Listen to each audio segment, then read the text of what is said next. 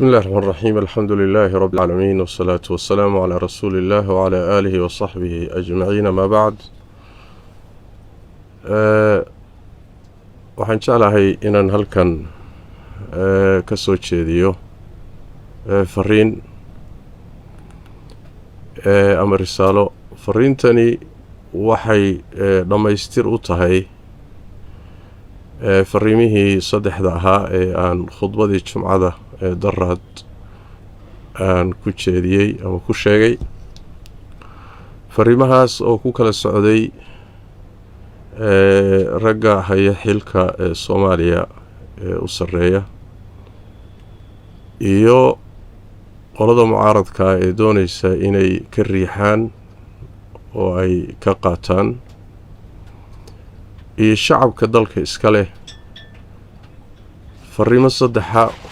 oo saddexda dhinac ku kala socda ayaan khudbadii jumcada kaga hadlay daraad waxaan doonayaa markaa inaan dhamaystiro oo qayb ka dhimanayd aan ku daro oo ah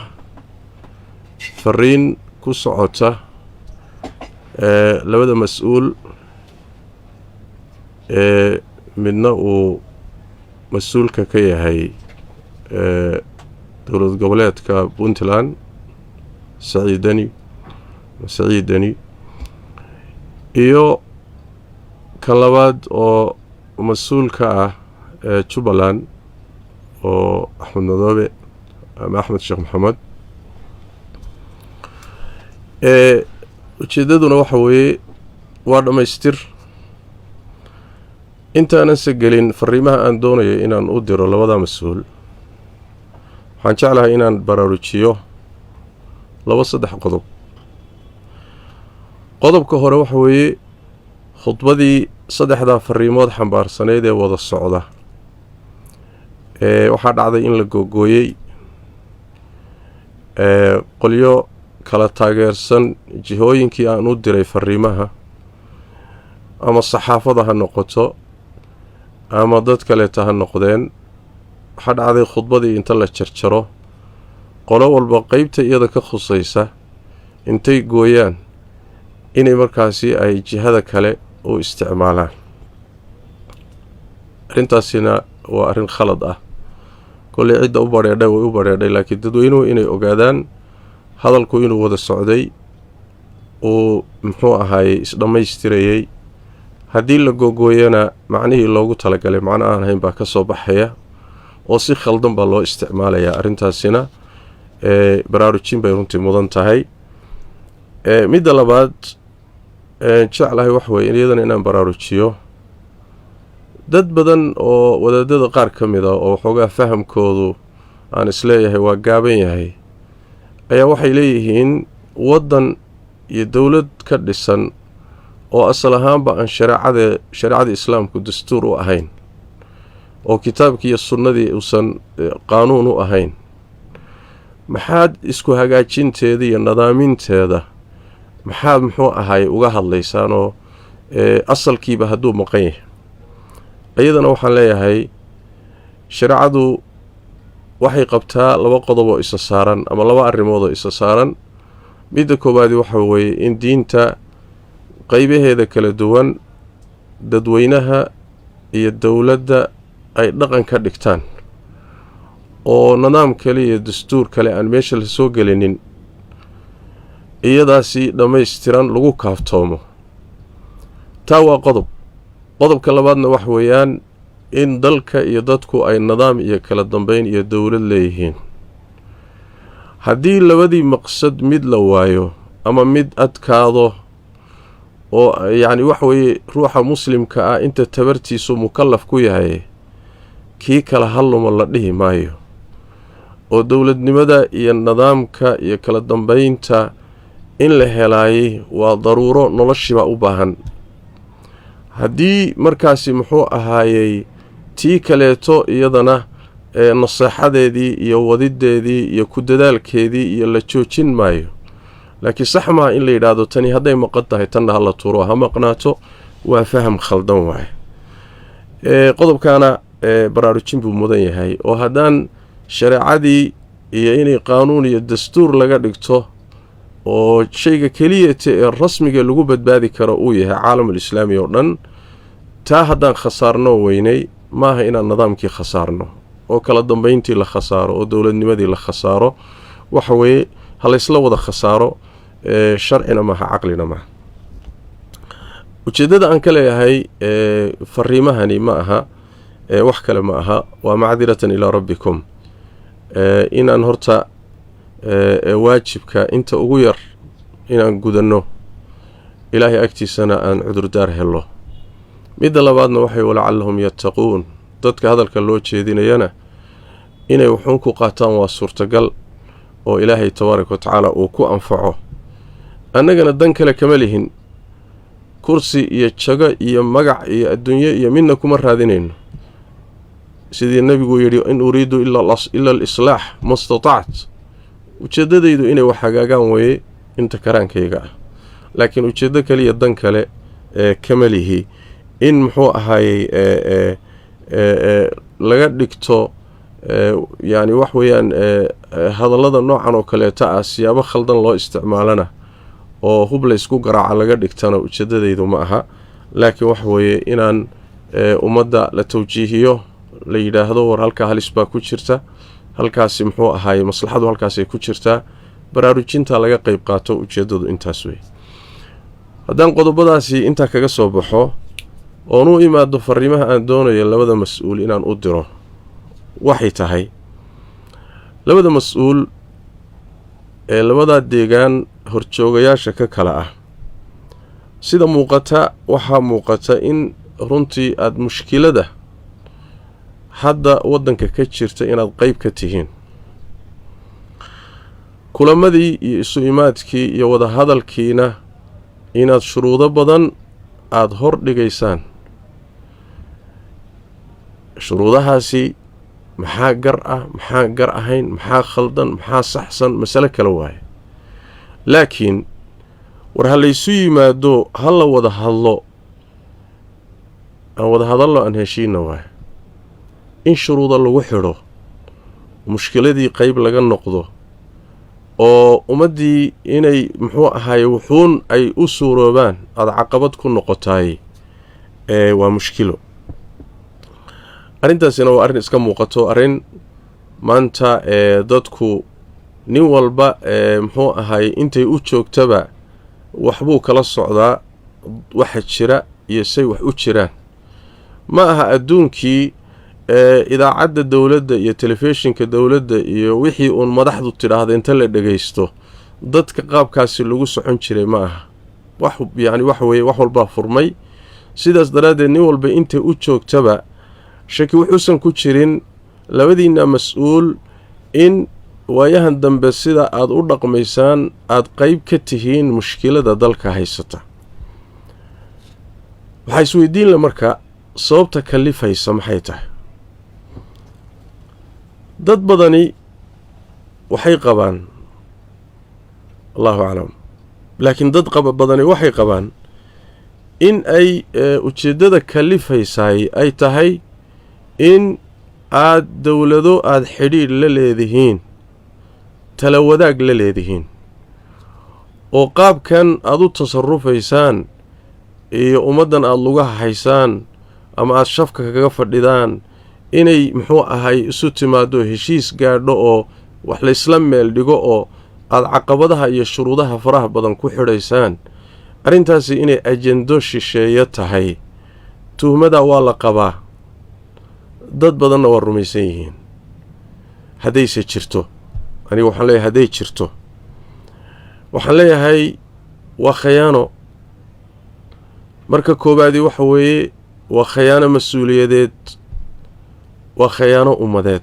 khayaano qaran baa la yidhaahdaa ka horna waa khayaano ilaahay la khayaamay waaye dalkaagii iyo deegaankaagii iyo ummaddaadii iyo diinteedii iyo inaad dalal kale oo waddanka dana kale oon maslaxadiisa ka shaqaynaynin inaad tala wadaag kala yeelato qaabkaad u tasarufaysana ayaga ku raalligelisaay hadday arrintaasi jirto xantu waa sidaas laakiin hadday jirtaay arrin idinku habboon maaha arrin saxsanna maaha qodobka labaadi waxa weeye haddii sababta kalifaysa ay tahay in xisaabtan qabiil maadaama aad isku jifo tihiin ay tahay muxuu ahaye xisaabtan ku dar iyo ka go iyo inaga maxaadan inoogu jirta iyo waxbaa inagaga maqan hadday xisaabtanku nooca yahayna oo jifo xisaabtankeed aad markaasi u samaynaysaan waxyaalaha muuqdana markaasi waxa weeye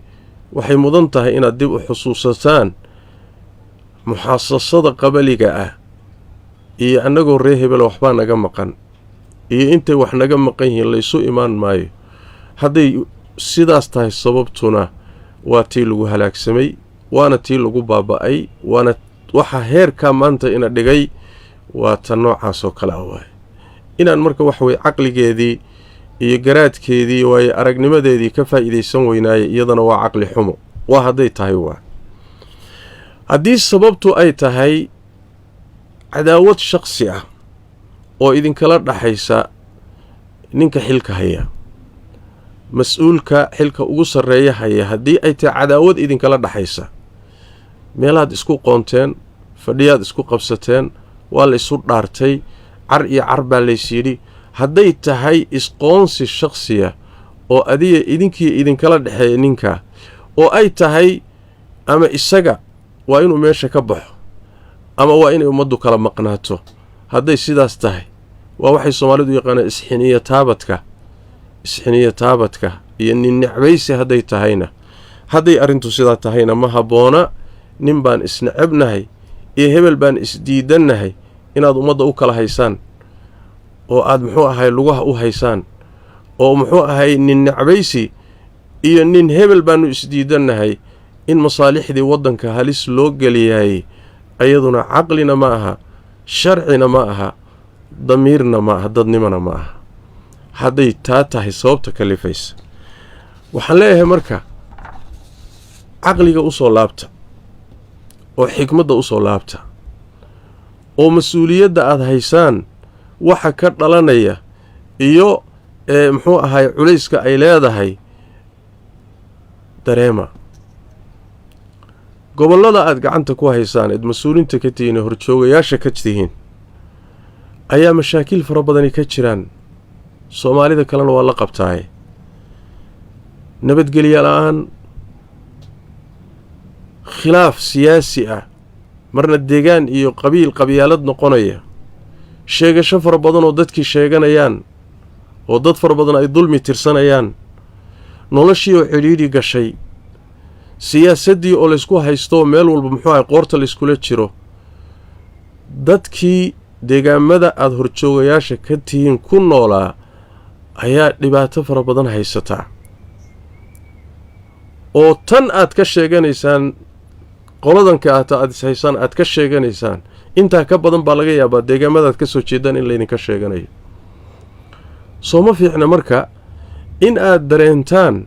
war kuwiina hoos joogay baaban mashaakishoodii xallin la'nahaye dalka oo dhan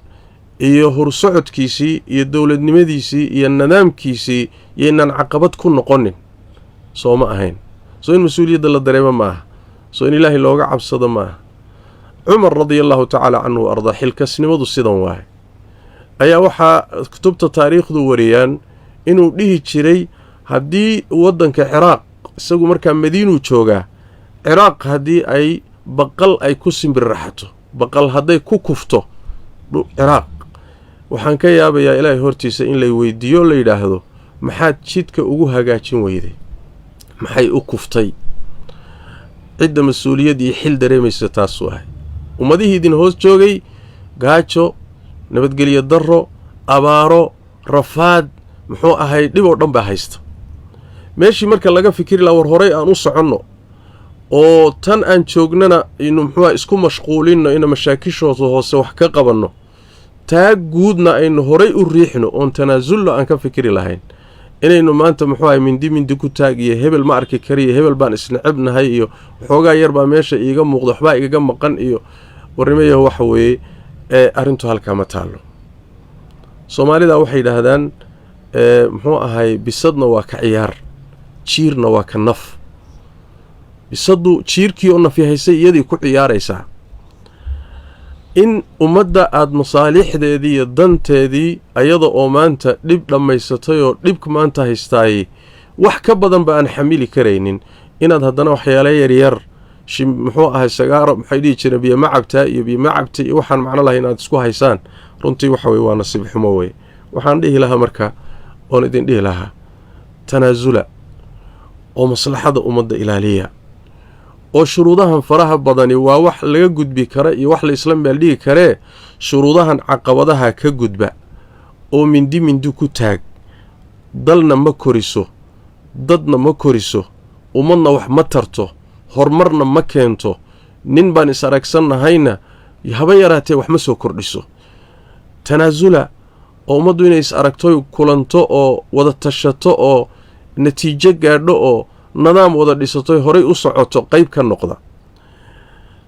u tasarufa si mas-uuliyadii ku jirto dareema mas-uuliyadda idin saaran ee ilaahay agtiisana idinka saaran bulshaduna ay idinku aaminto idiin dhiibtay haddiiba laydiin dhiibayba ijiid aan ku jiidee macno ma keenayso ahmiyadda ammaanada dareema waxa aad haysaan ama si khalada ku haya ama si saxa ku haye waa mas-uuliyaddii dhulka iyo samaawaadka iyo cid walba ay ka cudur daarato qaadi kari weyday oo ay ka cudur daarteen baad qoorta u ridateen markaasaad haddana qaabkan u tasarufaysaan waa wax la yaab la waay waxaan idin leeyahay cuquubada imaan karta qiyaasa ilaahayna ka baqa cuquubada iyo nafsiga soo degdegi kara iyo ka daahi karee aakhare jiri kara labadaba xisaabtiinna ku darsada ummaddan masaakiinta eed korkeeda ku ciyaaraysaan ee dulman habaarkeeda iyo isheeda iska ilaaliya iska jira caafimaadkiinna uga tura qoysaskiinna iyo ilmihiinna uga tura aakhiradiinna uga tura naftiinna uga tura dadkan aad korkooda ku ciyaaraysaan ma idinka sheekaynaya idinkaa horjoogayaal u ah laakiin runtii waxa weeye ma aha dadkii maanta tasarufaadka idinka muuqdaayay korkooda lagu tasarufi lahaa ma aha dalkuna ma xamili karo dadkuna ma xamili karaan ilaahay ka baqa taariikh xun ha ka tegina magac xun ha ka tegina ilaahay agtiisana xumaan iyo cuquubo soo degdegtiya mid dambe ha kasbanina u soo noqda ummadda iyo maslaxadeeda u soo laabta waxaan idin xusuusinayaa oo mudan runtii in laydin xusuusiyo in badan oo ragga xilalka haya ka mid ah ama dowlad goboleedyada xil ha ka hayeen ama dowladda dhexe xil ha ka hayeen in badanoo ka mid ah diinta aqoonteeda waad ku dhantaan maxaa yeelay labadiinna mid walba waxaan ka warhayaa inuu wixii la dhihi jiray saxwadii islaamiga ahaa uu qayb ka ahaa oo wadaadnimo laydinku tuhmo ama laydinku sheego oo aad diinta wuxuun ka taqaanaan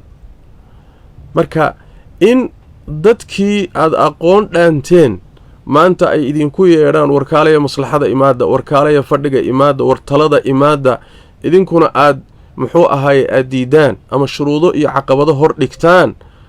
sooma kitaab xoornimo ma aha soo waxay soomaalidu dhihi jirta janno kaboodnimo ma aha soo ma noqon karayso tii ilaahay qur-aanka kariimkaa ku sheegay tabaaraka wa tacaala ruux aqoon leh oo haddana aqoontiisii aan ku dhaqmaynin tusaalaha xun ee qur-aanka kariimkii ka bixiyey marka nimanyahu ilaahay ka baqa iska daaya idinkii qayrkiinba wax la yidhaahdo beesha caalamka iyo muraahanada aad muraahanaynaysaan beesha caalamka ilaahay tabaaraka wa tacaala ummadda dalkan burburay maalin buu ka soo bixiyey gacanta waxa la yidhahdo beesha caalamka beesha caalamku wax ma dhisto waxbayse burburiyaan waa intaasoo dowladoodoo dana kale leh maanta haddii la yidhaahdo muxuu ahay taladii halkaasay taallaaye ha loo celiyana runtii waxa weeye waa ungod kale ku sii dhaca waxaad samaysaan dalku haddaad idinka isfahmi weydeen wuxuu leeyahay culimuu leeyahay aqoon-yahan buu leeyahay dad cuqalaa buu leeyahay khubaruu leeyahay waayo arag buu leeyahay talo ummadda bannaankeeda ah ha aadina hana ku talinina tanaasula masaalixda dalka u tanaasula masaalixda ummadda u tanaasula shuruudan meel iska dhiga nin nacayb meel iska dhiga nin necbaysi meel iska dhiga hebel baan ishaynaa meel iska dhiga heel baanu masaalix iyo waxoogaa isku qabnaayo dana aanu isla heshiisnahay iska daaya waxaad miiska imaadda oo ha la wada tashado in la wada tashadana ogolaada una soo tanaasula caqabaadkan faraha badaneed hor dhigaysaan in ummaddu isu timaadana wax laga garaabi kara ma aha wax la fahmi karana ma aha tafaasiir fara badan oo runtii waxa weeye ummaddu inay ka bixiso oo ay ka timaado wixii la dhihi jiray muxuu ahay tuhmooyin fara badan ka yimaadaan way imaanaysaa ama tuhmadaasi gar ha ahaato ama yaysan ahaanin leanna ruuxu meeshuu isdhigo shilalku isdhigaa lagu qalaa nabigana sal alay wasalam mawaadinu tuhamka in laga fogaadayo nebigu waa ku taliyey sal alay wasalam maslaxada caamka walaalayaal hormariya ummadda danteeda guudna hormariya waxyaalahan hoos-hoose yaryarkeed idinku isku aragtaaneed biyaha hoosteeda iska taabateenna waxyaalahaasi ka gudba oo si mas-uuliyad iyo odaynimo iyo akhyaarnimo ku jirto oo aad ummadda mas-uuliyadeeda ka danqanaysaan iyo maslaxadeeda guud u tasarufa towfiiqdana allah idin wada waafajiyo allahna ina wada waafajiyo kelimaadkaasi idinkana waa idin leeyahay ummadda in kasta oo danaynaysa masaalixdeeda guudna waa u jeedinayaa waxaan ugu dambaysiinayaa ummadda soomaaliyeed aqoon-yahankeeda waayo araggeeda odayaasheeda culimadeeda inta maslaxada dalka iyo dadka ka danqanaysa waxaan rabaa inaan idhaahdo kelimada aan muxuu ahay fariintii hore ku gudbiyey unbaan sii xoojinayaa laakiin waxaan ku darayaa dalka nin siyaasad raba iyo nin siyaasad ku fadhiya iyo nin siyaasad doonaya keliya dalka ma laha dalka waxaa iska leh dadweynaha iska leh shacabkaa iska leh ummaddaa iska leh dalka in la badbaadsado oo loo sacyiyo oo laysu kaashado oo loo ordo sidii mushkilada looga gudbi lahaa oo maslaxo loo dhalin lahaa oo dadka laysugu keeni lahaa oo wixii shar iyo fidnaa looga hortegi lahaa xilkaasi waa xil ina saaran weeye in marka waxa weeye arrintaa iyada laga howlgalo oo aynan dhicin inayn arrintu sii fogaato oo ay meeshay joogto ka sii durugto dadaalkeeda insha allahu tacaala ha la galo ilaahayna tabaaraka wa tacaala towfiiqda hayna waafajiyo wixii dhib iyo mafsado iyo muxuu ahay sharcana ilaahay tabaaraka wa tacaala ummaddan ha ka qabto wixii maslaxadeeda iyo danteeda iyo midnimadeeda iyo aakhiradeeda iyo adduunkeeda u adeegayana ilaahay tabaaraka wa tacaala ha u fududeeyo allana tabaaraka wa tacaala xilkeeda iyo mas-uuliyaddeeda in khayr qaba oo ilaahay yaqaana oo ummadda diinteeda iyo dalkeeda ka danqanaya ilaahay ha ugu dhiibo ilaahay tabaaraka wa tacaala inta sharka la rabta ee xumaanta ka shaqaynaysana ilaahay tabaaraka wa tacaala ha soo hanuuniyo hadduusan hanuun la damcinna ilaahay tabaaraka wa tacaala ummadda ha ka qabto hada billahi towfiiq وصلى اللهم وسلم وبارك على نبينا محمد وعلى اله وصحبه وسلم